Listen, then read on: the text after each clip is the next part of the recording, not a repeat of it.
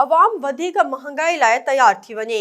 वज़ीर आज़म शहबाज शरीफ IMF सां ॻाल्हियुनि में डेडलॉक ख़त्म करण लाइ मिनी बजट आणण, इज़ाफ़ी टैक्स लागू करे 150 खां 200 अरब रुपया गॾु करण, गैस ऐं बिजली जे अघनि में वाध समेत केतिरनि ई सख़्त फ़ैसिलनि ते अमल जी उसूली मंज़ूरी ॾेई छॾी। ख़ांगी TV चैनल जी रिपोर्ट मूजिबि गुज़िरियल ॾींहुं वज़ीर आज़म जी सदारत हेठि ऑनलाइन इजलास थियो, जेको 3.5 कलाक जारी रहियो, जंहिं में हुकूमत पारां केतिरा ई अहम फ़ैसिला कया विया। ज़रियनि मूजिबि इजलास अॼु ख़मीस ते ॿीहर थी रहियो आहे, जंहिं में वधीक अहम फ़ैसिला कया वेंदा।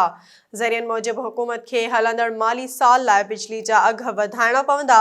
गैस सेक्टर में मौजूदा टैरिफ 650 फ़ी MMBTU खां वधाए 1100 MMBTU करणा हूंदा। हिन वक़्तु मुल्क 1640 अरब रुपयनि जी गर्दिशी कर्ज़नि खे मुंहुं ॾेई रहियो आहे।